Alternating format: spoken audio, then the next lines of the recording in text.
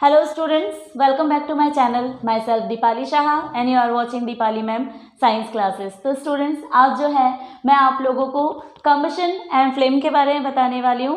तो हम लोग स्टार्ट करते हैं सबसे पहले कि combustion क्या होता है और flame क्या होता है. ओके तो देखो सबसे पहले कि combustion क्या होता है. देखो कि कोई भी चीज़ जो है वो बर्न होती है तभी जब क्या होता है एयर प्रेजेंट होता है. ठीक है, और एयर में क्या होता है ऑक्सीजन. ठीक है, तो ऑक्सीजन के प्रेजेंस में कोई भी चीज़ जब बर्न होती है तो उसमें क्या होता है हीट रिलीज होती है और साथ में एनर्जी भी रिलीज होती है. ठीक है, तो यही प्रोसेस जो होता है वो क्या कहलाता है कंबशन कहलाता है. ओके आपको समझ में आया कंबशन क्या होता है. कंबशन क्या है, एक तरह का प्रोसेस होता है जिसमें ऑक्सीजन के प्रेजेंस में कोई भी सब्सटेंस जब बर्न होती है तो उस बर्निंग के साथ हीट एंड एनर्जी रिलीज होती है. Heat and light both are type of energy. ठीक है, तो हीट और लाइट दोनों ही एनर्जी के रूप में रिलीज होती है. इसी प्रोसेस को ही क्या कहते हैं हम लोग कंबशन कहते हैं. ओके तो देखो इसका जो डेफिनेशन है वो क्या हो जाएगा. Combustion the process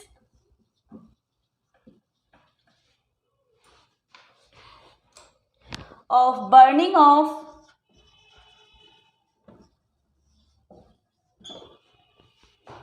substances in air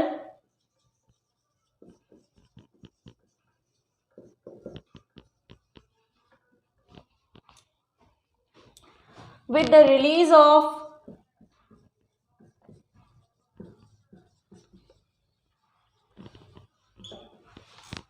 heat and light.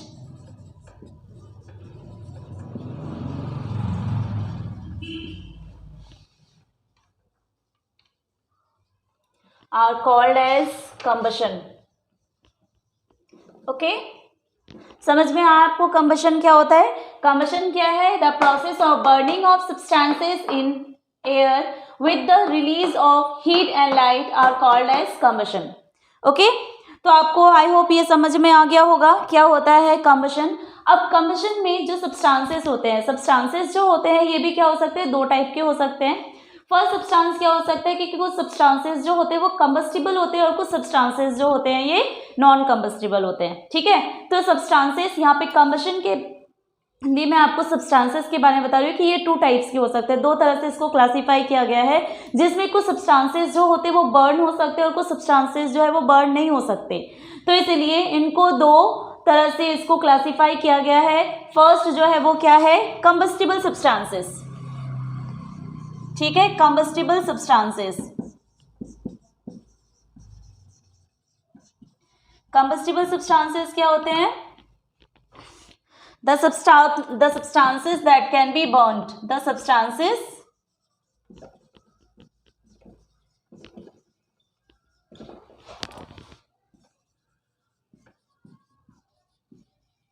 that can be burnt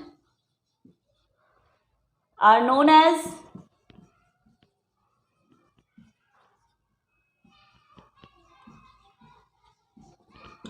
combustible substances. Okay आपको समझ में आया कंबस्टिबल सब्सटेंसेस क्या जो जल सकते हैं. फॉर एग्जाम्पल क्या हो गया, फॉर एग्जाम्पल हम ले सकते हैं जैसे पेपर हो गया, वुड, एलपीजी, कोल, पेट्रोलियम, ये सारे एग्जाम्पल्स जो हैं वो किसके हैं, कंबस्टिबल सब्सटेंसेस के हैं क्योंकि ये इजीली क्या हो सकते हैं, बर्न हो सकते हैं. ठीक है, तो इसीलिए इसको कंबस्टिबल सब्सटेंसेस कहते हैं. नेक्स्ट जो है वो कौन से सब्सटेंसेस हो सकते हैं, जो चीजें बर्न नहीं होती है वैसे सब्सटेंसेस को हम क्या कहेंगे, non combustible substances. Okay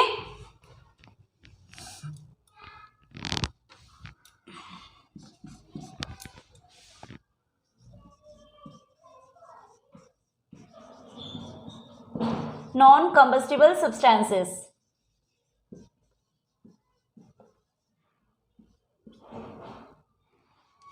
The substances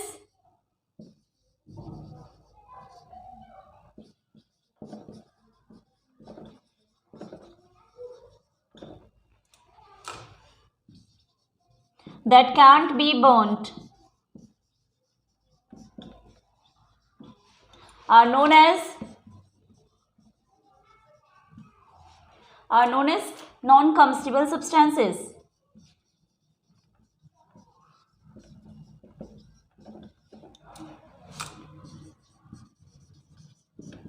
इसके एग्जाम्पल में क्या हो जाएगा, एग्जाम्पल में जो भी चीज़ें बर्न नहीं होती है, फॉर एग्जाम्पल जैसे रॉक हो गया, फिर आयरन हो गए, ओके, फिर वाटर हो गया, ये सारे सब्सटेंसेस जो है जिसको हम बर्न नहीं कर सकते हैं, तो इसीलिए वैसे सब्सटेंसेस होंगे नॉन कंबस्टिबल। तो एग्जाम्पल हम लिख लेते हैं यहाँ पे, एग्जाम्पल क्या हो जाएगा, जैसे वाटर, आयरन, देन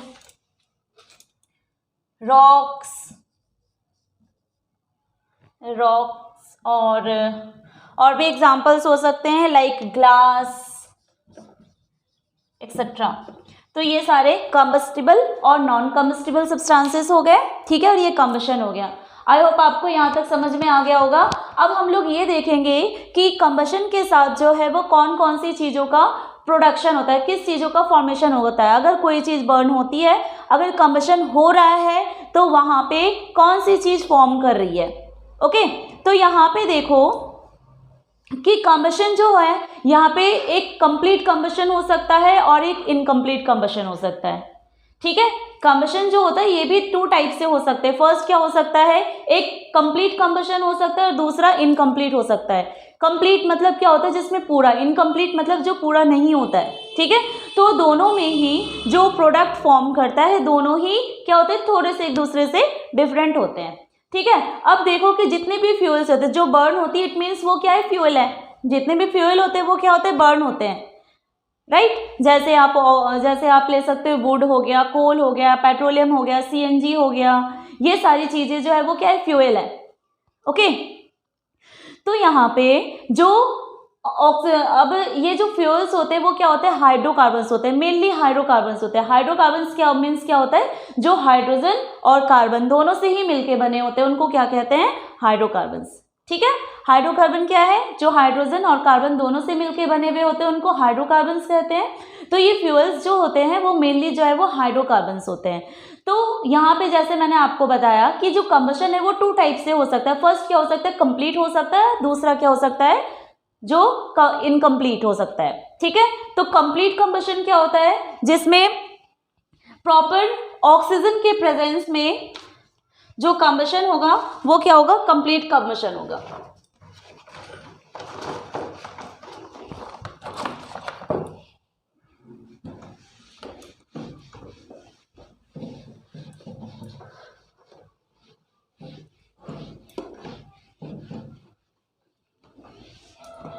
देखो कंप्लीट कंबशन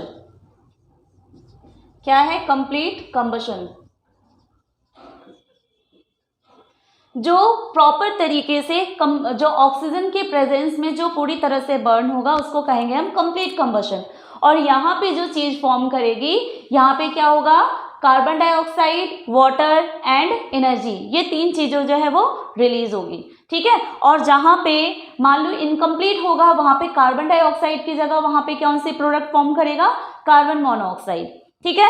देखो मैं आपको यहाँ पे एग्जांपल के साथ बता रही हूँ, जैसे कि मान लो ये CH4 है। CH4 मतलब क्या है, एक नेचुरल गैस है जिसको मीथेन भी कहते हैं। हाइड्रोकार्बन है, क्या है, इसमें कार्बन भी कंटेन है और हाइड्रोजन भी कंटेन है, दोनों चीजों से मिलकर ही क्या बना है, हाइड्रोकार्बन, और इसका नाम क्या है, मीथेन, ठीक है।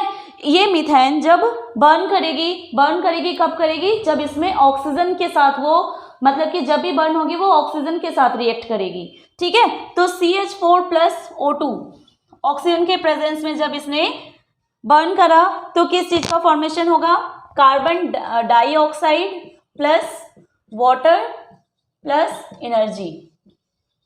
एनर्जी किसके रूप में होगी, हीट एंड लाइट के रूप में। ये कंप्लीट कंबशन में होता है, राइट। तो यहाँ पे देखो क्या हो गया, इसको मैंने बैलेंस कर दिया, ठीक है।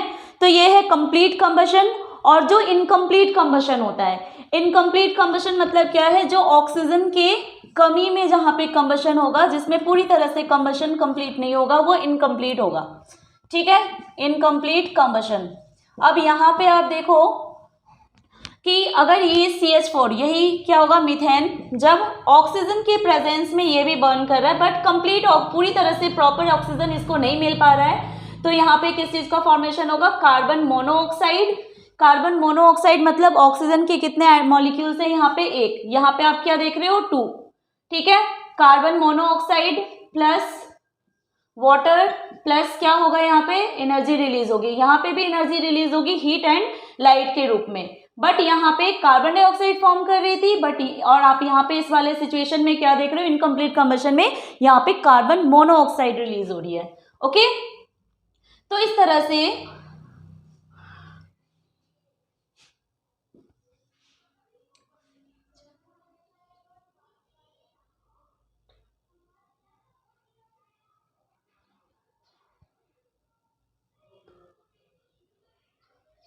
ठीक है, तो ये बैलेंस्ड है। तो यहाँ पे हमने क्या देखा कि कंप्लीट कंबशन में carbon dioxide water and energy release हो रही है, बट इनकम्प्लीट कंबशन में carbon monoxide water and energy release हो रही है।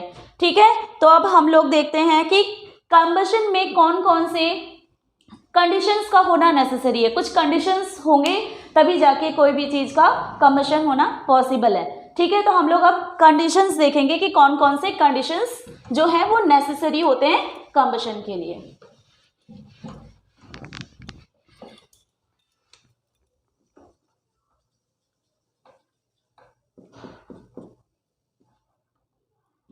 Conditions necessary for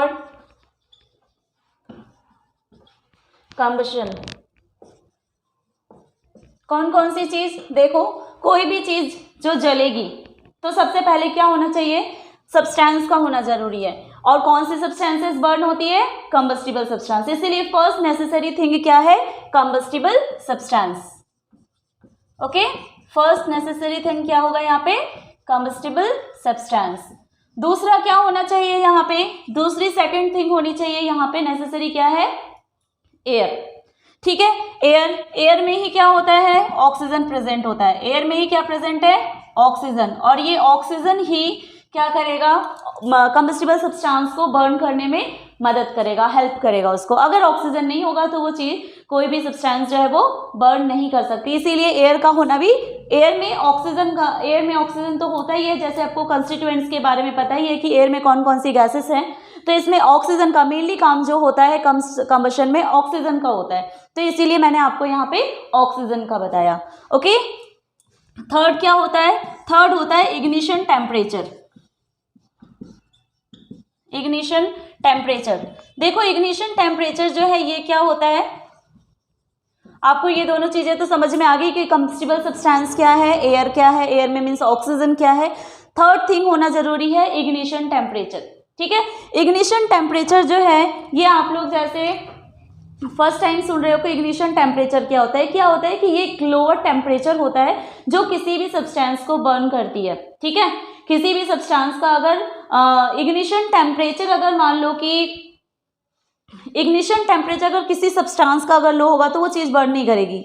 लेकिन देखो कि जैसे पेट्रोलियम है, फिर LPG है, इसका इग्निशन टेम्परेचर जो होता है बहुत कम होता है, क्योंकि वो क्या होता है कि बहुत ही थोड़ी सी टेम्परेचर को ही वो क्या कर लेती है, कैच कर लेती है, वो एट ए टाइम जो होती है वो बर्न कर जाती है। ठीक है, तो इग्निशन टेम्परेचर का लोअर होना भी जरूरी होता है, इग्निशन टेम्परेचर का लोअर होना जरूरी होता है ताकि वो चीज़ जो है वो बर्न हो जाए इजीली। अगर इग्निशन टेम्परेचर नहीं होगा तो वो चीज़ बर्न नहीं करेगी। ठीक है, फॉर एग्जांपल आप ले सकते हो, जैसे कि हम अगर एक दो कागज़ ले लेंगे, एक ले लेंगे हम लोग वेट पेपर गीला, और दूसरा जो है वो ड्राई पेपर लेंगे, राइट। अब दोनों ही चीज़ों को आप बर्न करोगे तो आप क्या नोटिस करोगे कि जो ड्राई पेपर है वो इजीली बर्न कर रहा है, बट जो वेट पेपर है, जो गीला पेपर है, उसको बर्न होने में टाइम लगेगा। वाई? बिकॉज जो ड्राई पेपर है उसका इग्निशन टेम्परेचर जो है बहुत ही कम है, जिस कारण से उसने क्या करा, फायर को जल्दी कैच कर लिया। ठीक है, जिस कारण से वो जल गई। ठीक है, तो ये तो था आपका इग्निशन टेम्परेचर। चलो मैं इसका डेफिनेशन भी बता देती हूँ, क्या हो जाएगा, the temperature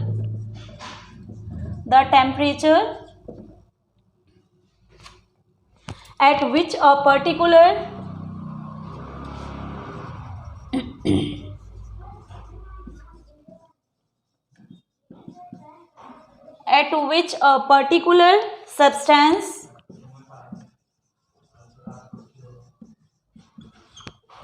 substance burns in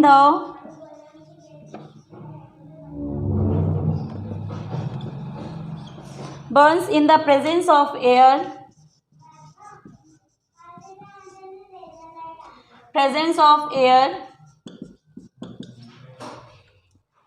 is called as